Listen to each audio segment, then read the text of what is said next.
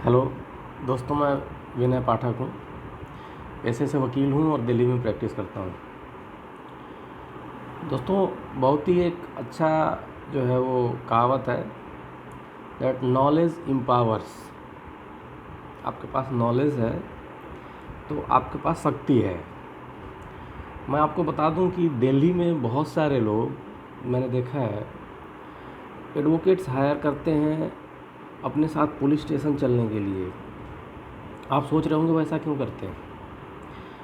वो इसलिए ऐसा करते हैं कि अगर वो साथ में एडवोकेट लेके पुलिस स्टेशन जाएंगे तो पुलिस वाले उनसे अच्छा से पेश आएंगे, बदतमीज़ी नहीं करेंगे। अब आप समझ रहे होंगे कि क्या अंतर है एक एडवोकेट में और उनमें। अंतर ये है कि उसको जो नॉर्मल लोग हैं उनको पुलिस वाले कुछ भी कहेंगे तो हो सकता है उनको समझ में ना आए, लेकिन एडवोकेट्स को सारा पता रहता है। आप जानते हैं हमारे देश में जो है वो ऐसा मान के चला जाता है कि लॉ सबको आता है, पर क्या ये सही है? लॉ सबको आता है? नहीं आता है दोस्तों। इसलिए अब चूँकि आजकल कोरोना काल चल रहा है और थोड़ा कोर्ट्स वगैरह बंद है, थोड़ी टाइम है, मैंने सोचा कुछ लॉ की जानकारी हमारे जो है वो सामान्य नागरिकों को और कुछ उनको भी हेल्प करने के लायक जो स्टूडेंट्स हैं जो पढ़ रहे हैं या जो कुछ वकील साहब लोग प्रैक्टिस करते हैं या बाकी लोग, उन सब के लिए जो है वो लॉ की कुछ बातचीत जो है वो किया जाए रोज़, जिससे कि आप लोगों का जो है वो फ़ायदा हो सके और मुझे भी अपनी बात को जो है मुझे भी सेटिस्फेक्शन हो कि मैंने जो है मैंने जो जाना और मैंने जो समझा है वो मैंने किसी को बताया है। दोस्तों, सिविल लॉ और क्रिमिनल लॉ मेनली दो जो है वो हमारे यहाँ लॉ है। यहाँ एक और लॉ होता है टॉर्ट, वो हमारे यहाँ सिविल लॉ ही होता है, वो हर जगह सिविल लॉ ही होता है। तो आप बेसिकली सिविल लॉ और क्रिमिनल लॉ समझ सकते हैं।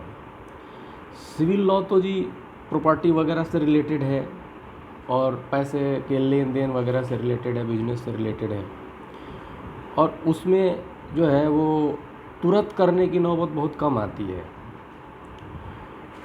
जो क्रिमिनल मैटर है उसमें समस्या ये है कि criminal matter is starts with the police and the police is hard thing to deal with, and when it comes to police they always used to harass people because the people doesn't know law. So the most important thing which I will discuss is the criminal law. In India, criminal law are mainly contained in Indian Penal Code, which prescribes the which defines the offense and prescribes the punishment. भारतीय दंड संहिता में ये बताया जाता है कि क्या करना अपराध है और उसकी सज़ा कितनी होगी। अब क्या करना अपराध है और उसकी कितनी सज़ा होगी ये बात तो हो गई, हमारे जो है वो भारतीय दंड संहिता में लिख दिया। अब वो मिलेगा कैसे, कैसे एविडेंसेस जुटेंगे, कैसे ट्रायल होगा, कौन ट्रायल करेगा, और फिर वो सज़ा मिलेगी कैसे, सज़ा मिलने के बाद क्या होगी, ये सारी बातें हैं दोस्तों CRPC में लिखा हुआ है। उसको CRPC code of criminal procedure कहते हैं, दंड प्रक्रिया संहिता, भारतीय दंड प्रक्रिया संहिता। तो मेनली आज सब कोई जानता है कि जो है वो जनरली लोग कहते हैं 302, 304, आजकल लोग जो है वो सामान्य लोग भी बोल लेते हैं। ये तो IPC के सेक्शंस हैं। IPC जब भी कहेंगे हम, इसका मतलब इंडियन पिनल कोड, भारतीय दंड संहिता। ये IPC के सेक्शंस हैं, ये तो सब जानते हैं करीब करीब, और नहीं भी जानते हैं तो इससे ज़्यादा अंतर नहीं पड़ता, क्योंकि ये इसमें तो जो लिखा है वो लिखा है और जो सज़ा है वो है। जो सबसे बड़ी चीज़ है और जो जानने के लिए सबसे ज़्यादा ज़रूरी है वो है CRPC, क्योंकि जब तक आप प्रोसीजर नहीं जानोगे तब तक आप जो है वो ना आप किसी और की हेल्प कर पाओगे, ना आप अपनी हेल्प कर पाओगे, और ना ही आप कोर्ट को बता पाओगे कि जो है वो ऐसे नहीं ऐसे होना चाहिए, ना पुलिस को बता पाओगे। तो दोस्तों, हम CRPC जो है वो सबसे पहले जो है वो समझेंगे, जानेंगे। आप अभी तक इतना समझ गए होंगे कि अगर कोई अपराध हो जाता है तो CRPC जो है वो शुरू हो जाता है, उसके प्रोसीजर जो है वो शुरू हो जाते हैं। मैं आपको बता दूं कि अपराध होने से पहले भी CRPC की प्रोविजंस जो है वो अप्लीकेबल है। तो हम मोटा मोटी 3 चीज़ जो है वो कह सकते हैं। जो सीआरपीसी के सारे प्रोविजंस हैं वो अपराध होने से पहले, अपराध होने के बाद और सज़ा मिलने के बाद इन 3 चीज़ों को अलग अलग डील करते हैं।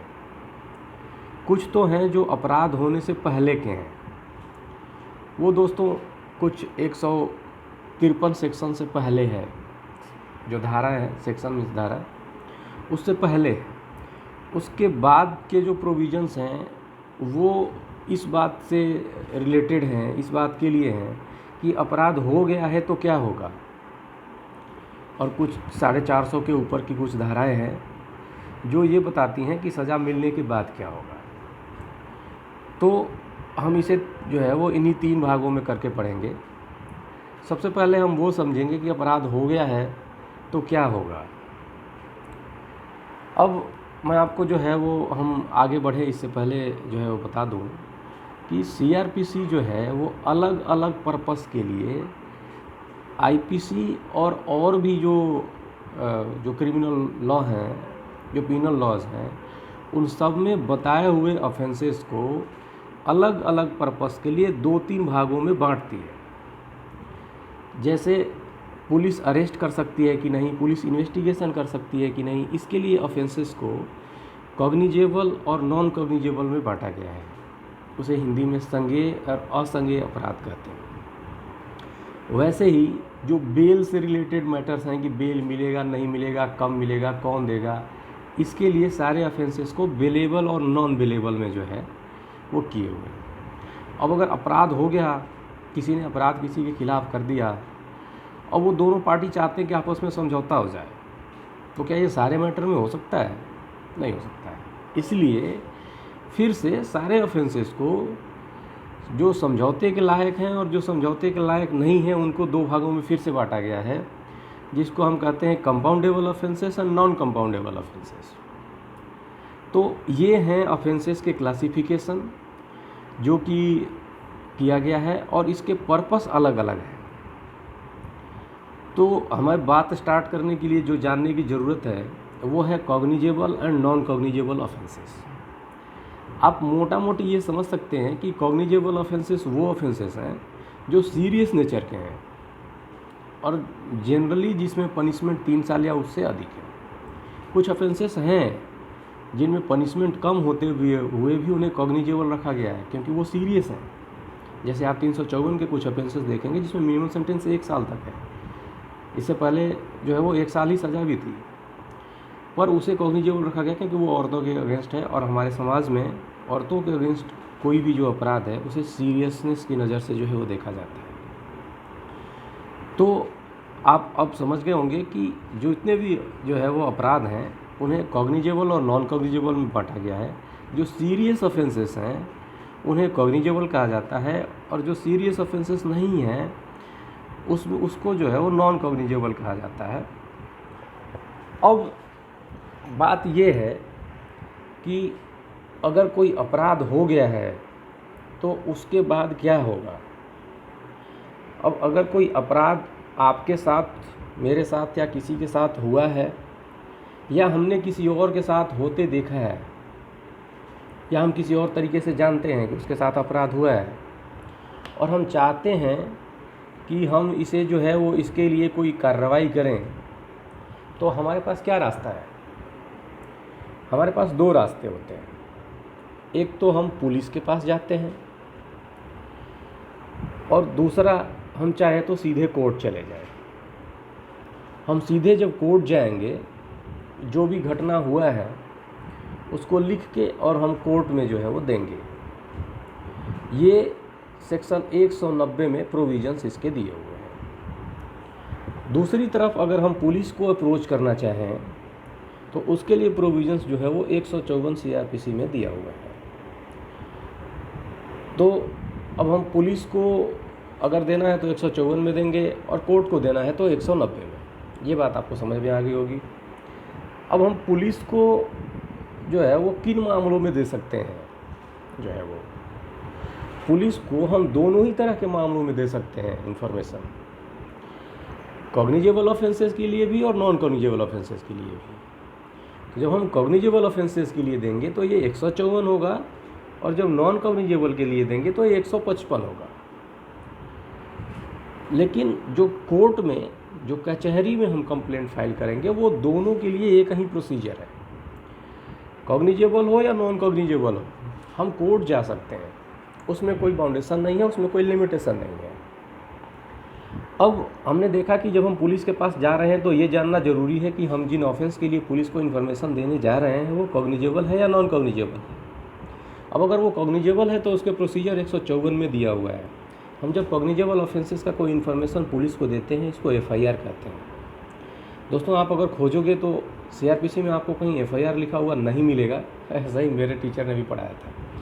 लेकिन इनफैक्ट FIR वर्ड लिखा हुआ है, इसका फुल फॉर्म होता है फर्स्ट इन्फॉर्मेशन रिपोर्ट, और ये आपको 154 में नहीं लिखा हुआ है, ये इसका नाम सेक्शन 207 में लिखा हुआ है। सेक्शन 207 में लिखा हुआ है कि जो इन्फॉर्मेशन हम 154 में देते हैं उसे FIR कहते हैं। अब आपके मन में सवाल होगा कि ये इतला या इन्फॉर्मेशन पुलिस को कॉग्निजेबल मैटर्स में कौन दे सकता है? क्या जिसने देखा है, जिसके साथ हुआ है, उसके रिश्तेदार, रिलेटिव, या कोई और? मैं आपको बता दूं कि ये इन्फॉर्मेशन पुलिस को कोई भी दे सकता है, कोई बाउंडेशन नहीं है। अब कैसे देगा? लिख के दे दो या मुंह से बता दो। अब अगर लिख के दोगे आप तब तो ठीक है, आप उस पर जो है वो लिखोगे, साइन करोगे और दे दोगे। अब अगर आप ओरली बताओगे जाके पुलिस स्टेशन में, तो जो SHO है, SHO means station house officers, कहीं उसे दरोगा कहते हैं, कहीं उसे जो है वो कई बार मैंने SO भी कहते जो है वो लोगों को देखा है, और उसे जो है वो officer in charge of police station कहा जाता है CRPC में। तो ये information officer in charge of police station को देना होता है। हम जब ओरल जो है वो इन्फॉर्मेशन देते हैं officer in charge of police station को, 154 कहता है कि ऐसा जो ऑफिसर है, जो SHO है, वो इस इन्फॉर्मेशन को कि तो खुद लिखेगा या अपने डायरेक्शन पे किसी से लिखवाएगा। अब जब ये लिखा जाएगा तो ये लिखने के बाद इन्फॉर्मेशन देने वाले को पढ़ के सुनाया जाएगा। It will be read over to him and it will be explained, and when that person will find it is correct as per his version, what he has stated has been recorded, then he will be made to sign it. अब अगर आप sign नहीं करते तो उसका कोई मतलब नहीं है, और अगर आप साइन नहीं करते तो बल्कि ये ऑफेंस भी होगा IPC में, मैं वो बताऊंगा आपको बाद। तो दोस्तों, हमने देखा कि हम जो है वो इन्फॉर्मेशन पुलिस को कॉग्निजेबल ऑफेंसेस में, संज्ञेय अपराधों में ओरली दे सकते हैं, लिख के दे सकते हैं। अगर ओरली देंगे तो रिकॉर्ड होगा और हम साइन करेंगे, अगर लिख के दिया है तब तो साइन करके देंगे। अब हमने तो दे दिया, अब पुलिस को क्या करना है? पुलिस इसे पुलिस स्टेशन में रखे हुए एक रजिस्टर में, जो इसी की खास पर्पस के लिए बना हुआ है, उसमें इसे एंट्री करेगी। ये बहुत राज्यों में और बहुत जगहों पे कंप्यूटराइज्ड हो गया है, कंप्यूटर में इसे एंट्री किया जाता है, और कंप्यूटर में एंट्री करने के बाद इसकी एक कॉपी जो है, इसकी एक प्रति फ्री ऑफ कॉस्ट, बिना किसी शुल्क के इन्फॉर्मेशन देने वाले को दिया जाएगा तत्काल। इसके लिए कोई समय निर्धारित नहीं है, इतना देर बाद, इतना देर बाद, तत्काल दिया जाएगा, इमीडिएटली और बिफोर हैंड। अब हमने जो है वो इन्फॉर्मेशन दे दिया और हमें उसकी एक कॉपी मिल गई, हम तो वहाँ से चले आएंगे। अब इसके बाद पुलिस क्या करेगी? पुलिस को अब जो है जैसे ही FIR लिख जाता है, 3 बहुत ही महत्वपूर्ण पावर मिल जाते हैं। पहला है बिना मजिस्ट्रेट के आदेश के, परमिशन के, केस को इन्वेस्टिगेशन करने का, to investigate the offences without permission of, without order of court और मजिस्ट्रेट। जो दूसरा इम्पोर्टेंट है राइट्स, वो है किसी को भी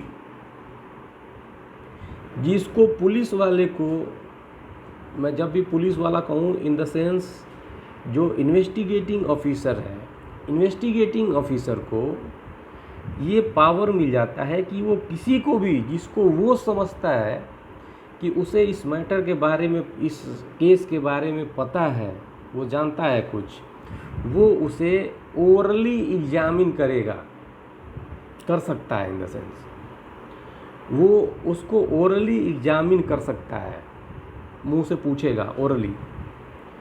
अब वो आदमी जो है जिससे पूछा जा रहा है, उसकी ये जिम्मेदारी है सीआरपीसी में कि वो सच सच सब कुछ जो है वो बताए।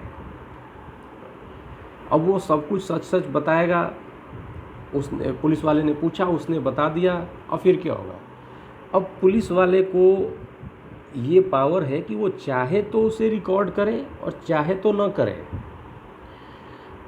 अब अगर रिकॉर्ड करता है तो उसमें से कौन सी बातें उसे रिकॉर्ड करनी है और कौन सी बातें नहीं रिकॉर्ड करनी है, वो पुलिस वाले के पास डिस्क्रिप्शन है।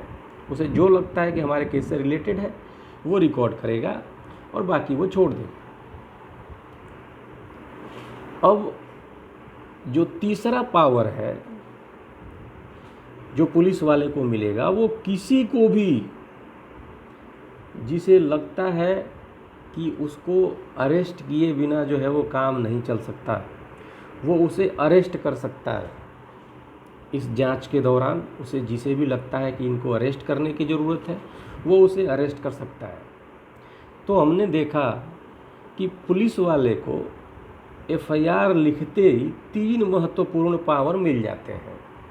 पहला इन्वेस्टिगेशन करने का, दूसरा किसी को भी एग्जामिन करने का, और तीसरा जो है वो अरेस्ट करने का। अब ये तो बात हुई कि जब उसने हमारे इन्फॉर्मेशन को लिया और एफआईआर लिख लिया और इन्वेस्टिगेशन शुरू कर दी।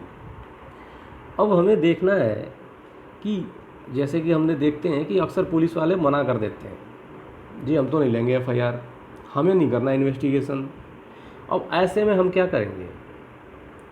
ऐसे के लिए मैं आपको बता दूं कि अगर पुलिस वाला एफआईआर लिखने से मना कर देता है तो हम 154(3) में जो जिले का एसपी होता है, सुपरिटेंडेंट ऑफ पुलिस, पुलिस अधीक्षक, और कुछ शहरों में जो सीपी होते हैं, कमिश्नर ऑफ पुलिस, उनको हमें घटना का जो सब्सटेंस है, जो सार है, पूरी की पूरी घटना नहीं, जो सब्सटेंस है, जो सार है, उसको लिख के और पोस्ट के द्वारा एसपी को भेजना होता है।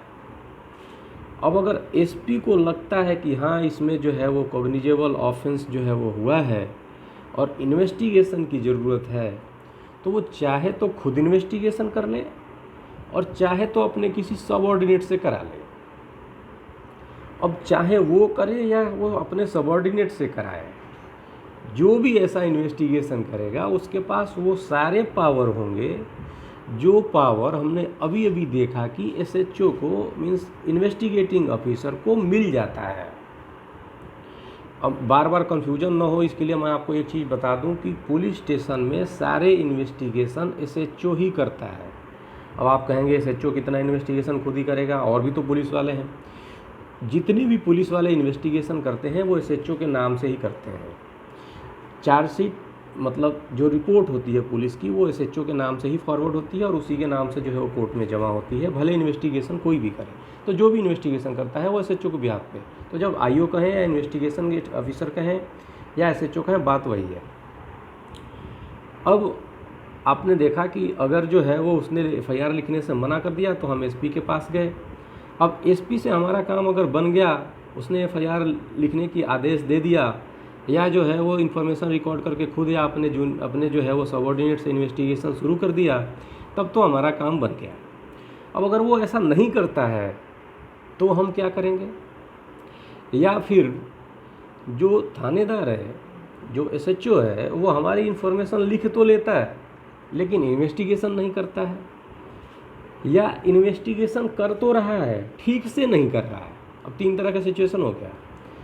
एक तो उसने हमारी जो है वो बात सुनी नहीं थी, लिखी नहीं थी, और एसपी साहब ने भी नहीं सुनी। दूसरा ये कि उसने इन्फॉर्मेशन लिख तो लिया था, ठीक से इन्वेस्टिगेशन नहीं कर रहा है, इन्वेस्टिगेशन कर ही नहीं रहा है। और तीसरा है कि वो इन्वेस्टिगेशन कर तो रहा है, ठीक से नहीं कर रहा है। इन तीनों ही कंडीशन में मित्रों, जो इन्फॉर्मेंट है उसके पास ये रास्ता है कि वो कोर्ट में एक अर्जी दाखिल करे, एक एप्लीकेशन दे अपनी बात को लिख के कि जी एफआईआर नहीं लिख रहे हैं, हम एसपी के पास भी जा चुके हैं, या ये कि एफआईआर लिख चुके हैं लेकिन जो है वो इन्वेस्टिगेशन नहीं कर रहे हैं, या फिर ये कि ये इन्वेस्टिगेशन जो है वो कर तो रहे हैं लेकिन ठीक से नहीं कर रहे हैं। और ये एप्लीकेशन जो है धारा 156 के जो है वो सब सेक्शन 3 में जो है वो दिया जाएगा। सब सेक्शन 3 जो है वो 156 सेक्शन का, वो मजिस्ट्रेट को ये पावर देता है कि पुलिस ऑफिसर को वो इन्वेस्टिगेशन करने का ऑर्डर दे सकता है। अब आप सोचेंगे वो इन्वेस्टिगेशन करने का ऑर्डर दे रहा है, यहाँ तो एफआईआर लिखने वाली बात है। मैं आपको बता दूं कि वो अगर न भी कहे कि एफआईआर लिखने की ज़रूरत है, वो जैसे ही कहेगा कि इन्वेस्टिगेशन करने की ज़रूरत है, ये भी मान लिया जाएगा कि उसने एफआईआर लिखने की भी जो है वो आदेश दिया है और एफआईआर लिखा जाएगा, because the FIR is pre requisite for the investigation by a police officer. अब मैंने कह दिया कि जो है वो एफआईआर जो है वो प्री रिक्विजिट है इन्वेस्टिगेशन शुरू करने के लिए। अब मान लीजिए कहीं कोई मर्डर हुआ है और पुलिस स्टेशन में किसी ने इन्फॉर्मेशन दिया और पुलिस वाले भागते भागते मर्डर वाले जगह पे पहुंच गए और वहाँ उन्होंने लोगों की बातों को सुना, लोगों की बातों को लिख लिया और फिर लिख के थाने में रिपोर्ट के लिए भेज दिया और वो इन्वेस्टिगेशन में वहीं लग गए। तो अब वो उन्होंने एक इन्फॉर्मेशन जो है वो थाने पे भेज दिया जिस पे एफआईआर लिखा जाएगा। तो क्या वो तब तक, जब तक वो वहाँ से वो एफआईआर नहीं आएगा तब तक वो बैठे रहेंगे, एक्यूज़ को अरेस्ट नहीं करेंगे, वो इन्वेस्टिगेशन नहीं करेंगे? नहीं, ऐसा नहीं। वो भेज देंगे, वहाँ से एफआईआर लिख के आ जाएगा, मीनवाइल वो इन्वेस्टिगेशन स्टार्ट कर देंगे, अगर एक्यूज़ है तो उसको वो अरेस्ट कर लेंगे, इसमें कोई बात नहीं है। इसीलिए कई राज्यों में आप देखेंगे कि जब ऐसी कोई इतला मौके से पुलिस वाले जो है वो ऐसी कोई इन्फॉर्मेशन, ऐसा कोई फर्रा जब भेजते हैं थाने में, तो उसमें लिखा होता है कि आप एफआईआर लिख के एफआईआर की कॉपी मेरे पास भेजिए, मैं इन्वेस्टिगेशन में लगा हूँ। अब दोस्तों एक चीज़ मैं आपको बता दूँ कि अब एसएचओ ने जो है वो एफआईआर जो है वो लिख गया। अब एसएचओ होता है जो होलसेल होता है थाने का। अब थाने में अगर 8-10 पुलिस वाले हैं तो कौन इन्वेस्टिगेशन करेगा? ये एसएचओ बताता है। वो खुद कर सकता है, किसी और को दे सकता है जो उसके नाम से करेगा। तो अब अगर उसी ऑफिसर को जो मौके पे है अगर इन्वेस्टिगेशन मिली है तब तो एफआईआर वहाँ जाएगा और वो इन्वेस्टिगेशन शुरू कर देगा, मतलब करता रहेगा। अगर किसी और को मिली है तो वो वहाँ जाके चार्ज ले लेगा। ये तो हो गई बात। अब हमने देखा कि अगर पुलिस वाले ने हमारी बात जो है वो लिख लिया, इन्वेस्टिगेशन ठीक से कर रहा है, या उसने नहीं किया तो एसपी साहब ने करा दिया तब तो ठीक है, और अगर इनमें से तीनों में से कुछ भी नहीं हुआ तो हम जो है वो मजिस्ट्रेट साहब से ऑर्डर करा के आ गए। अब मजिस्ट्रेट साहब ऑर्डर दे देंगे, फिर पुलिस वाले जो है एफआईआर लिखेंगे, इन्वेस्टिगेशन करेंगे, फिर वही बातें जो है वो आगे बढ़ेंगे। अब हमने जो है वो देखा था कि पुलिस वाले को जो 3 पावर मिले थे उसमें से एक पावर था किसी को भी ओरली एग्जामिन करने का और उसका स्टेटमेंट रिकॉर्ड करने का। अब जो एक बहुत ही इम्पॉर्टेंट बात यहाँ बताना है वो ये है कि वो जो इन्फॉर्मेशन वो रिकॉर्ड करेगा, जैसा हमने देखा एफआईआर पे साइन करने की ज़रूरत थी, वैसा इस पे साइन करने की बिल्कुल ज़रूरत नहीं है, बिल्कुल ज़रूरत नहीं है, और बल्कि मना किया गया है। पुलिस वाले इस पे साइन करने को नहीं कर सकते। अब इसके पीछे रीज़न क्या है ये आप समझ लीजिए कि आप जानते हैं हमारे यहाँ पुलिस वाले जो हैं वो they are very notorious. They use to extort information, they use to beat peoples, use 3rd degree to get statements, or they can even frame false statement which was never made by you, I mean that person. So it was thought that to discourage such type of practice, it is necessary that the person whose statements are recorded has not to be signed by him, because if he will sign it, he will be under pressure to tell the same thing before the court, and if it has wrongly been recorded, the wrong will be persisted in the court even. But if the person has not signed, he will be mentally free to tell the truth before the court, even if he has been forced to make a false statement before the police officer. क्योंकि sign करने से लोगों के mind में एक impression बनता है कि हमने साइन किया है तो हमें कहना ज़रूरी है वही बातें, वरना हम फंस जाएंगे। तो इसलिए जो है उसको साइन करने की जो है वो ज़रूरत नहीं है। अब हमने देखा कि FIR लिख गया है, पुलिस वाले जो है वो इन्वेस्टिगेशन शुरू कर दी है, जिसमें वो किसी को अरेस्ट कर सकते हैं और जिसमें वो किसी की स्टेटमेंट रिकॉर्ड कर सकते हैं। अब देखना ये है कि ये जो स्टेटमेंट रिकॉर्ड हो रहा है इसमें वो किसका स्टेटमेंट रिकॉर्ड कर सकते हैं और ये स्टेटमेंट किस हद तक वो रिकॉर्ड कर सकते हैं। मैं दोस्तों इसके लिए आपको बता दूं कि वो किसी का भी स्टेटमेंट रिकॉर्ड कर सकते हैं, एक्यूज़ का भी। आप कंफ्यूज ना होइएगा, कंप्लेनेंट का, एक्यूज़ का या किसी भी पर्सन का जो है वो स्टेटमेंट रिकॉर्ड कर सकते हैं। और उसमें जो वर्ड यूज हुआ है कि anyone who is suppose to be acquainted with the facts and circumstances of the case is a terminology used. Now the accused will be in fact the best person who will be acquainted with the facts and circumstances of the case. Then how can he be spared?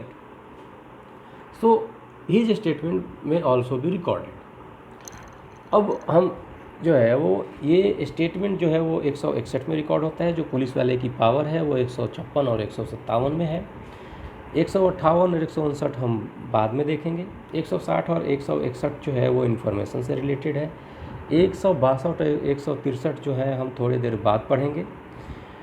अब हम देखते हैं उसके बाद आता है 164। 164 में क्या है कि पुलिस वाले को अगर लगता है कि कोई आदमी जो है, कोई व्यक्ति जो है वो जिसका स्टेटमेंट वो रिकॉर्ड कर रहे हैं उसका स्टेटमेंट मजिस्ट्रेट के सामने रिकॉर्ड कराने की ज़रूरत है, तो वो उसका स्टेटमेंट मजिस्ट्रेट के सामने रिकॉर्ड कराते हैं। इसका जो रीज़न है वो मैं आपको थोड़ा सा बता दूं, बाद में जो है वो हम इसे जो है डीपली डिस्कस करेंगे।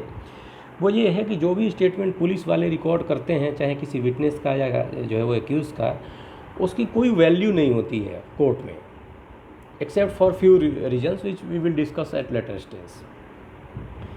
तो इसलिए अगर वो स्टेटमेंट मजिस्ट्रेट के सामने रिकॉर्ड करा देते हैं तो उसकी वैल्यू जो है वो बढ़ जाती है। इसलिए there is a provision that statement and confessions, 164 में दो चीज़ें रिकॉर्ड होती है, आप ध्यान से समझ लीजिएगा। Statements and confessions. अब स्टेटमेंट तो जनरल स्टेटमेंट है, आप समझ रहे हैं, आप सोच रहे होंगे कन्फेशन क्या है। कन्फेशन वो स्टेटमेंट है जिसमें एक्यूज़ कुछ ऐसा कहता है जिससे कि उसके उस केस में इन्वॉल्व होने का, दोषी होने का जो है वो कुछ हमें जो है आइडिया मिलता है, लगता है कि इसी ने अपराध किए हैं। अगर ऐसा कुछ उसने कहा है तो ये कन्फेशन है। और कन्फेशन और स्टेटमेंट दोनों 164 में जो है वो रिकॉर्ड होता है। अब हम 164 को थोड़े और डिटेल्स में जो है वो बाद में पढ़ेंगे। फ़िलहाल सिर्फ इतना समझ लेते हैं कि स्टेटमेंट्स रिकॉर्ड करते समय या कन्फेशन रिकॉर्ड करते समय there is procedures has been let down which will be followed strictly by the magistrate, and if it will not be strictly followed then the value of the statement recorded will get reduced and even can be thrown out of consideration during the trial। अब जो है वो police वालों ने statement records करना शुरू कर दिया, तो हमने अभी तक सिर्फ ओरल बातें की है कि वो ओरल स्टेटमेंट रिकॉर्ड्स कर रहे हैं। अब मान लो अगर किसी मर्डर का केस है तो ओरल स्टेटमेंट तो जो लोग कहेंगे कि ये अपराध हुआ है, ये अपराध हुआ है, ये अपराध हुआ है, वो उनका स्टेटमेंट रिकॉर्ड हो जाएगा। लेकिन जो मटेरियल एविडेंसेस हैं, जो रिकॉर्ड्स हैं, जो इंस्पेक्शन करना है जाके उस जगह पे जहाँ मर्डर हुआ है, ये कहाँ होगा। इसके लिए दोस्तों प्रोविज़न है 165 और 166 में, 166 में और 166A में। 166A इनफैक्ट अगर हमें यही सारी चीज़ें विदेशों से करना है, हमारे देश के बाहर करना है, उसके लिए है। 165 कहता है कि अगर अपने ही पुलिस स्टेशन के अंतर्गत ऐसे किसी ऑफिसर्स को सर्च करना है, किसी प्लेस को किसी चीज़ के लिए सर्च करना है तो वो कर सकता है।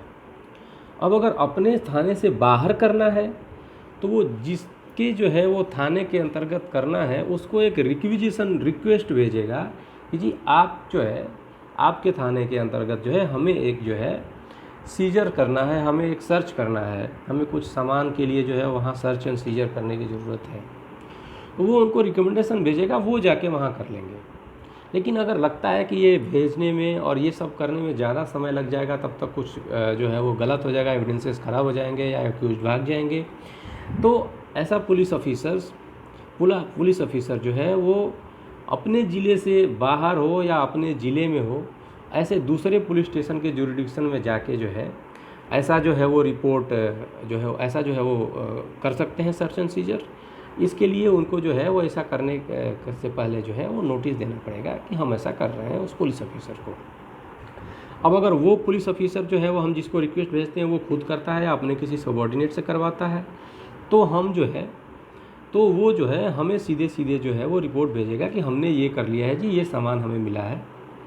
अब हमने दोनों जगह देखा, चाहे हम अपने पुलिस स्टेशन के अंदर कर रहे हैं या दूसरे पुलिस स्टेशन के अंदर किसी दूसरे से करवा रहे हैं, दोनों ही कंडीशन में हम भी अपने किसी सबॉर्डिनेट को डिप्यूट कर सकते हैं ये काम करने के लिए, और वो पुलिस वाला भी कर सकता है।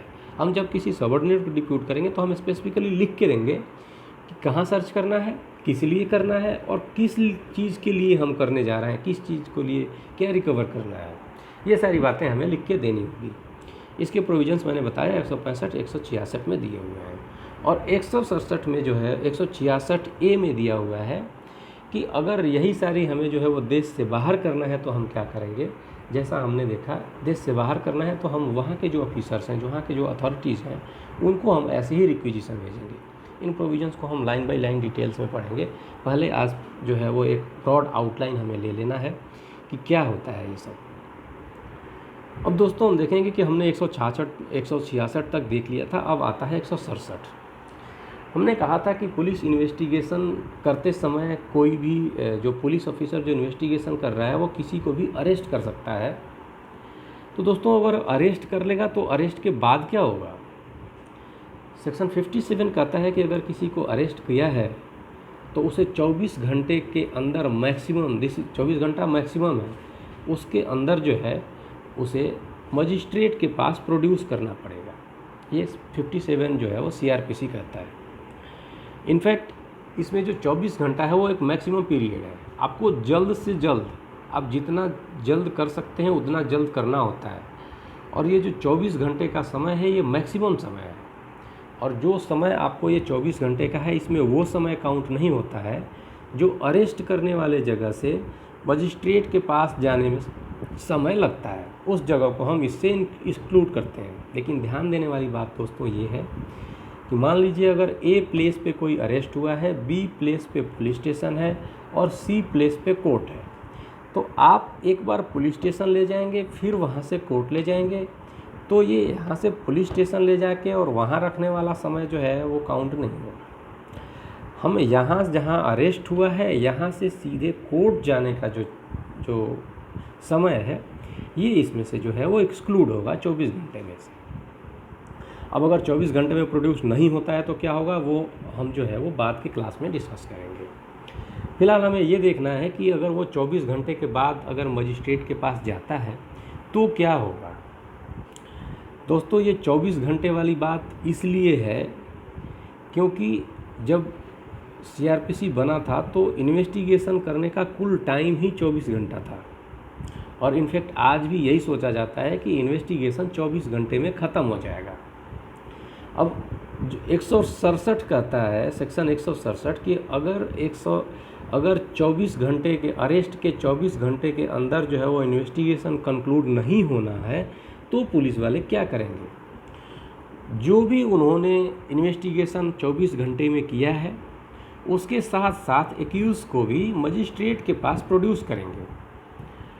अब अगर मजिस्ट्रेट को लगता है कि जो रिकॉर्ड्स उसके पास भेजे गए हैं उसके आधार पर लगता है कि हाँ यही आदमी जो है ऑफेंस जो है वो कमिट किया हो सकता है, और ये कि जो है वो इसको पुलिस कस्टडी में या जो है वो जुडिशियल कस्टडी में भेजने की ज़रूरत है, तो वो उसे 15 दिन के लिए जो है चाहे तो पुलिस कस्टडी या चाहे तो जुडिशियल कस्टडी में भेज सकता है।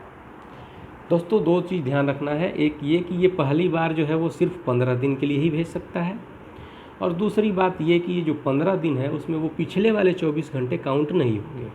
इसमें मजिस्ट्रेट के पास प्रोड्यूस होने से जो है वो काउंटिंग शुरू होगी। जो दूसरी सबसे चीज़ एक और इसमें जानना है महत्वपूर्ण है, वो ये है कि ये जो 15 दिन का जो पीरियड है जो हम कह रहे हैं कि कस्टडी में भेज सकता है, ये कस्टडी पुलिस कस्टडी भी हो सकती है और जुडिशियल कस्टडी। अब हम समझ लें कि पुलिस कस्टडी क्या होता है, जुडिशियल कस्टडी क्या होता है। पुलिस कस्टडी का मतलब होता है कि पुलिस इसे अपने कस्टडी में रखती है, चाहे हाजत में या कहीं और जुडिशियल कस्टडी का मतलब ये होता है कि वो जेल में रखा जाता है। और जब कोई आदमी जेल में रहता है तो जुडिशियल कस्टडी उसे इसलिए करते हैं कि वो कोर्ट के ऑर्डर से वहाँ रहता है, कोर्ट के ही जो है वो कस्टडी में वो होता है, इनफैक्ट कोर्ट ही उसे वहाँ रखती है। तो हमने देखा कि पहला जो 15 दिन है वो चाहे तो पुलिस कस्टडी हो सकता है और चाहे तो जो है वो जुडिशियल कस्टडी हो सकता है। अब पूरा का पूरा 15 दिन जो है वो चाहे तो पुलिस कस्टडी हो जाए, या पहले 5 दिन फिर उसके बाद 10 दिन, या पहले 10 दिन फिर 5 दिन, ऐसे करके हो जाए, इसमें जो है वो कोई दिक्कत नहीं है। या फिर ये हो सकता है कि पहले 5 दिन जो है वो पुलिस कस्टडी में था, फिर जो है 5 दिन के लिए जुडिशियल कस्टडी चला गया था, फिर 5 दिन के लिए पुलिस कस्टडी हो जाए। तो ये दोनों में से कोई भी हो सकता है 15 दिन तक, लेकिन ध्यान ये रखना है कि ये सिर्फ पहले 15 दिन तक हो सकता है। पहले 15 दिन के बाद कभी भी पुलिस कस्टडी संभव नहीं है, सिर्फ जुडिशियल कस्टडी ही हो सकता है। ये जो है वो बहुत ही इम्पोर्टेंट है। अब दोस्तों हमने देखा कि 24 घंटे में कंप्लीट नहीं हुआ है, अब 15 दिन के लिए मिल गया है। अब अगर 15 दिन में भी कंप्लीट नहीं होता है तो क्या होगा, समय बढ़ाएगा, फिर से जो है वो इन्वेस्टिगेशन के दौरान उसे जो है वो सेम 15-15 दिन के लिए जो है उसे रिमांड में मजिस्ट्रेट जो है वो भेज सकता है। लेकिन ये पीरियड 60 दिन और 90 दिन से अधिक नहीं होगा। अब ये 60 दिन किस में होगा और 90 दिन किस में होगा, जिन ऑफेंसेस में सज़ा 10 साल या उससे अधिक है, ऐसे ऑफेंसेस के इन्वेस्टिगेशन के दौरान ऐसे अरेस्टेड आदमी को मैक्सिमम 90 डेज तक ड्यूरिंग इन्वेस्टिगेशन जुडिशियल कस्टडी में रखा जा सकता है। ये 90 दिन मैक्सिमम पीरियड है और इस 90 दिन में वो 24 घंटा तो इंक्लूड नहीं है पहले वाला, लेकिन वो 15 दिन इंक्लूडेड है। तो हम देखेंगे कि पहले दिन जब वो जुडिशियल कस्टडी में या पुलिस कस्टडी में भेजा गया था, तब से लेकर 90 दिन तक उन ऑफेंसेस में जिसमें जो है वो सज़ा 10 साल या अधिक है उसमें वो रखा जा सकता है। और अगर इसके अलावा कोई ऑफेंस है इन्वेस्टिगेशन में तो उसे 60 दिन के लिए रखा जाएगा। और ये दोस्तों 167(2) में लिखा हुआ है। अब अगर 60 दिन में और 90 दिन में इन्वेस्टिगेशन कंप्लीट नहीं होता है तो क्या होगा दोस्तों, एक टर्म है डिफ़ॉल्ट बेल। इसका मतलब ये होता है कि अगर 60 दिन और 90 दिन में इन्वेस्टिगेशन कंप्लीट नहीं हुआ है तो उसे बेल मिलेगा ही मिलेगा, क्योंकि उसको बेल मिलना ही मिलना है। This will be bail as a matter of right and it is called default bail because police made a default in completing the investigation and submitting the report before the court. दोस्तों एक चीज़ जो है वो हम कब से जो है वो टर्म यूज़ कर रहे हैं, इन्वेस्टिगेशन हमें समझना है ये है क्या और क्यों है। इन्वेस्टिगेशन का डेफिनेशन आप पढ़ेंगे, उसमें साफ साफ लिखा हुआ है कि इन्वेस्टिगेशन का पर्पस ही है एविडेंस कलेक्ट करना। तो हमने देखा कि एविडेंस ओरल हो सकता है, डॉक्यूमेंट्री या मटेरियल एविडेंस हो सकता है, जो कि ओरल एविडेंस जो है वो रिकॉर्ड होगा और मटेरियल एविडेंस और डॉक्यूमेंट्री एविडेंसेस जो हैं वो सर्च एंड सीजर से जो है वो कलेक्ट किए जाएंगे।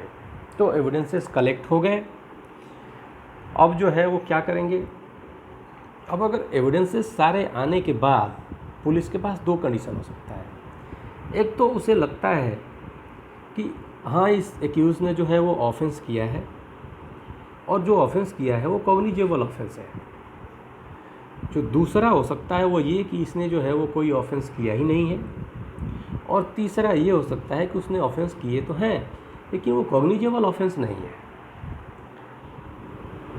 पहले केस में जब ऐसा लगता है कि वो ऑफेंस नहीं बनता, उसने कोई ऑफेंस नहीं किया है, तो ऐसे केस में पुलिस वाले चाहें तो ऐसे आदमी को जो है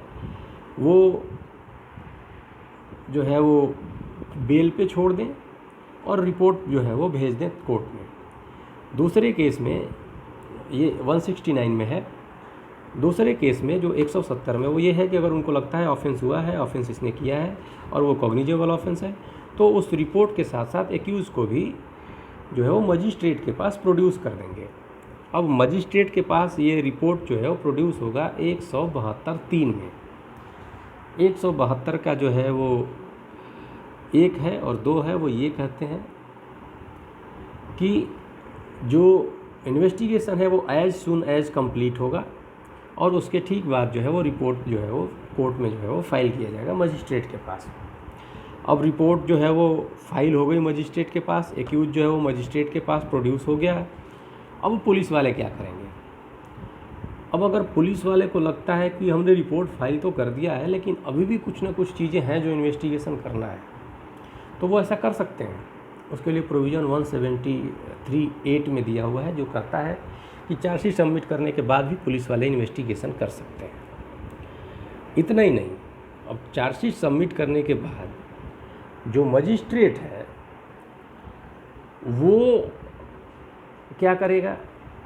अब अगर चार्जशीट आ गई, पुलिस वाले ने कह दिया जी ऑफेंस बनता है और मजिस्ट्रेट को लगता है नहीं बनता है। अब पुलिस वाले कहते हैं जी ऑफेंस नहीं बनता है और मजिस्ट्रेट को लगता है बनता है। दोनों ही केसेस में पुलिस वाले के कंक्लूजन को मानने के लिए मजिस्ट्रेट साहब बाध्य नहीं हैं। अगर ये कहते हैं ऑफेंस नहीं बनता है, फिर भी वो कहेंगे कि नहीं ऑफेंस बनता है। अगर ये कहेंगे जी ऑफेंस बनता है, फिर भी वो कह सकते हैं कि ऑफेंस नहीं बनता है। तो ये बात समझ लेना है कि पुलिस के किसी भी कंक्लूजन से मजिस्ट्रेट साहब जो है वो बाउंड नहीं है। The magistrate is not bound. So what the magistrate will do, earlier I had mentioned a section 190. Now it is time to see section 190. Section 190 prescribes that a magistrate of first class or a magistrate of second class specially empowered in this behalf may take cognizance on 3 things. First, a complaint. Second, a police report. And third, upon his own knowledge on or some information given by any person other than police officers. Now we have seen कि हम सीधे court चले जाते अगर police वाले के पास हम नहीं आते तो। अब हम पुलिस वाले के पास ना आके सीधे कोर्ट जाते तो हम जो कंप्लेंट देते उस पर जो है वो मजिस्ट्रेट साहब कॉग्निजेंस ले लेते, संज्ञान ले लेते 1 जो है वो 90 में। 1 मिनट जो है वो मैं आपको क्लियर कर दूँ। Yes, this is 191A. 191A में कंप्लेंट फाइल होगा जो हम सीधे कोर्ट जाके करते हैं। अब जो पुलिस रिपोर्ट हुआ वो B में, उस पर जो है वो कॉग्निजेंस ले लेंगे मजिस्ट्रेट साहब। जो C है उसके हम जो है वो बाद में डिस्कस करेंगे। अब इसमें जो मजिस्ट्रेट साहब कॉग्निजेंस ले रहे हैं वो जो फर्स्ट क्लास मजिस्ट्रेट है उनके लिए तो कोई बाउंडेशन नहीं है, वो सारे ऑफेंसेस का कॉग्निजेंस ले सकते हैं। लेकिन जो सेकंड क्लास के मजिस्ट्रेट हैं वो तभी कॉग्निजेंस लेंगे जब उन्हें जो है वो चीफ जुडिशियल मजिस्ट्रेट साहब या चीफ मेट्रोपॉलिटन मजिस्ट्रेट साहब इसके लिए एम्पावर करेंगे। और दूसरा, वो उन्हीं ऑफेंसेस का कॉग्निजेंस ले सकते हैं जिन ऑफेंसेस में उन्हें ट्राई करने का या कमिट करने का पावर। अब ये ट्राई करने का और कमिट हम जो है वो आगे पढ़ेंगे, तब जो है वो ले सकते हैं। अब वो कॉग्निजेंस उन्होंने ले लिया है, एक्यूज़ उनके सामने है। अब वो क्या करेंगे दोस्तों? यहाँ से जो है वो शुरू होता है कोर्ट प्रोसीजर। आपने देखा कि पहले वाले केस में हम सीधे जब कोर्ट आ गए थे और दूसरे वाले केसेस में हम पुलिस के पास गए थे और पुलिस ने इन्वेस्टिगेशन कलेक्ट किया और फिर कोर्ट को दे दिया। अब यहाँ से शुरू होता है कोर्ट की प्रोसीडिंग्स। अब जो कोर्ट की प्रोसीडिंग्स है उसे हम कल जो है वो आगे अगले वीडियो में देखेंगे। फ़िलहाल मैं आपको ये बता दूं कि दोनों के लिए जो कंप्लेंट आया है मजिस्ट्रेट के पास और जो पुलिस रिपोर्ट आई है मजिस्ट्रेट के पास, दोनों के लिए सेपरेट प्रोसीजर्स हैं, सेपरेट टाइप ऑफ ट्रायल हैं और जो प्रोसीडिंग्स हैं वो डिफरेंट है। फॉर एग्ज़ाम्पल, जब हम सीधे कोर्ट जाते हैं तो देखने वाली बात ये है कि हमने जो है वो कोई जो एविडेंस अपने पास हमारे पास है वो हम लेके गए हैं, वो हम कोर्ट में देंगे। वो ओरल भी हो सकता है, डॉक्यूमेंट्री भी हो सकता है। अब पुलिस वाले केस में तो पुलिस वाले एविडेंस लाते हैं, हमारे वाले केस में हमारे ऊपर ही जिम्मेदारी है कि हम अपने एविडेंस जो है वो कोर्ट में ले आए।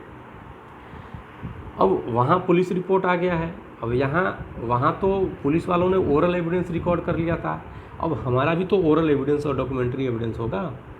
तो हमारा ओरल एविडेंस जो है और हमारे विटनेसेस का जो ओरल एविडेंस है वो मजिस्ट्रेट साहब रिकॉर्ड करेंगे सेक्शन 200 में, और सेक्शन 200 में जो है वो रिकॉर्ड करने के बाद जो है रिकॉर्ड करने के दौरान हमारे जो भी डॉक्यूमेंट्स वगैरह होंगे वो भी लेंगे। और उससे रिकॉर्ड करने के बाद अब मजिस्ट्रेट साहब को ये देखना है, हमने पुलिस रिपोर्ट पे देखा था कि उनको ये देखना था कि जो है उनको कॉग्निजेंस लेने के लिए जो है वो है मटेरियल या नहीं है। अब हमारे वाले केस में वो कॉग्निजेंस पहले ही ले चुके हैं, कॉग्निजेंस तो उन्होंने ले लिया था 190 में, तभी 200 में गए हैं वो। अब वो 200 में चूँकि कॉग्निजेंस तो ले ही चुके हैं, तो अब कॉग्निजेंस के बाद वाला प्रोसीजर शुरू होगा, और कॉग्निजेंस के बाद का प्रोसीजर है वो ये है एक्यूज को कोर्ट में बुलाने का, इशू ऑफ प्रोसेस। अगर उनको लगता है कि हमने जो बातें कोर्ट में जो है वो रखी हैं उससे जो है वो लगता है कि एक्यूज ने कोई ऑफेंस किया है, तो वो उसे नोटिस इशू करके कोर्ट में बुला लेंगे। अब अगर उनको लगता है कि हमने जो अभी तक कोर्ट को बताया है उससे कोई ऑफेंस नहीं बनता, या अगर ऑफेंस बनता भी है लेकिन एक्यूज़ जो है वो ऐसे जगह रहता है जो जगह जो है वो कोर्ट के जुरिडिक्शन से बाहर है, तो इन दोनों ही केसेस में मजिस्ट्रेट साहब प्रोसेस नहीं इशू करके इशू और प्रोसेस को पोस्टपोन कर देंगे, मतलब रहने देंगे, अभी नहीं करेंगे। और पोस्टपोन करने के बाद मजिस्ट्रेट साहब के पास दो तरीके हैं। मजिस्ट्रेट साहब चाहे तो खुद जो है वो इंक्वायरी कर लें, या चाहे तो किसी और आदमी से या पुलिस वाले से इंक्वायरी करवा लें। ये इंक्वायरी जो है उसका बहुत ही लिमिटेड पर्पस है, और मैं स्पेसिफिक टर्म आपको बता दूं, it is only for deciding whether or not there is sufficient ground for proceeding. उनके पास सफिशिएंट ग्राउंड है कि नहीं प्रोसेस इशू करने का, इस बात के लिए जो है वो इंक्वायरी या वो पुलिस से इन्वेस्टिगेशन या किसी और से इन्वेस्टिगेशन जो है वो करवा सकते हैं। अब ऐसा करने के बाद हम इसमें 2-4 और टेक्निकल चीज़ें हैं जिसे हम अभी जब अगले क्लास में जो है वो जब इसको पढ़ेंगे डीपली तब देखेंगे। फ़िलहाल जो इतना समझ लीजिए कि अगर उनको ये सब करने के बाद अगर लगता है कि ऑफेंस बनता है तो 204 में प्रोसेस इशू करेंगे, और अगर उनको लगता है ऑफेंस नहीं बनता है तो 203 में हमारी कंप्लेंट को डिसमिस कर देंगे। अब जब चार्जशीट फाइल हुई थी कोर्ट में तो उसके साथ साथ एक्यूज भी आया था। अब हमने जो कंप्लेंट दिया था उस पर अगर प्रोसेस इशू हुआ तब तो एक्यूज आएगा, नहीं हुआ तो बात ही खत्म। अब अगर प्रोसेस इशू हो गया तो एक्यूज आ गया। अब कोर्ट के सामने मटेरियल्स और एक्यूज दोनों हो गए, दोनों केसेस में, पुलिस रिपोर्ट में भी और यहाँ भी। अब यहाँ से आगे क्या होगा ये हम जो है वो अगले वीडियो में जो है वो बताएंगे। इस बीच जो है वो हम अभी तक जितना जो है वो इसमें देखे हैं वो ये है कि जब भी कोई ऑफेंस होता है और अगर हमें लीगल प्रोसीडिंग शुरू करनी है तो हमारे पास दो तरीका है। हम चाहें तो कोर्ट चले जाएं सीधे, हम चाहें तो पुलिस वाले के पास जाएं। हम पुलिस वाले के पास जाएंगे तो वो FIR लिख के जो है इन्वेस्टिगेशन करेगा, लोगों को एग्जामिन करेगा, एविडेंस कलेक्ट करेगा और रिपोर्ट कोर्ट के सामने फाइल कर देगा और एक्यूज़ को भी जो है वो प्रोड्यूस कर देगा कोर्ट के सामने। अब अगर हम सीधे कोर्ट गए थे तो हम अपने को और अपने विटनेसेस को जो है वो कोर्ट के सामने एग्जामिन करेंगे। फिर अगर कोर्ट को लगता है कि हमारा केस जो है वो नोटिस इशू करने के लायक है, एक्यूज़ को बुलाने के लायक है, तो एक्यूज़ कोर्ट में जो है उसे बुला लेगी। अब यहाँ की प्रोसीडिंग जो है वो यहाँ तक होगी। इसके आगे वाले जो है हम प्रोसीडिंग जो है वो बात करेंगे, फिर देखेंगे कि आगे की प्रोसीडिंग जो है वो क्या हो गया। तो अभी मैंने जो है वो नया चैनल स्टार्ट किया है और आप लोगों के लिए वीडियो बना रहा हूँ। आप लोग वीडियो को जो है वो शेयर करिए अपने दोस्तों को, और जो है वो चैनल को सब्सक्राइब करिए, और जो है आगे जो है वो ऐसे ही वीडियो देखने के लिए, या आप किसी खास टॉपिक पे अगर कोई चीज़ मुझसे पूछना चाहते हैं, या अगर इसमें से कोई क्वेश्चन पूछना चाहते हैं, तो आप जो है वो बेशक जो है वो संपर्क करें, वहाँ जो है वो कमेंट्स में लिखें, और हम जो है वो आपके शंकाओं का समाधान जो है वो करेंगे। इसके अलावा, इससे रिलेटेड या इसके अलावा भी अगर किसी खास टॉपिक पे आप चाहते हैं कि मैं वीडियो जो है वो बनाऊँ, या कोई जो है वो खास टॉपिक के लिए जो है वो हम बातचीत करें, तो वो आप हमें जो है वो कमेंट्स में ज़रूर बताइएगा। मैं जो है उसमें जो है वो आपकी सहायता करूँगा। धन्यवाद।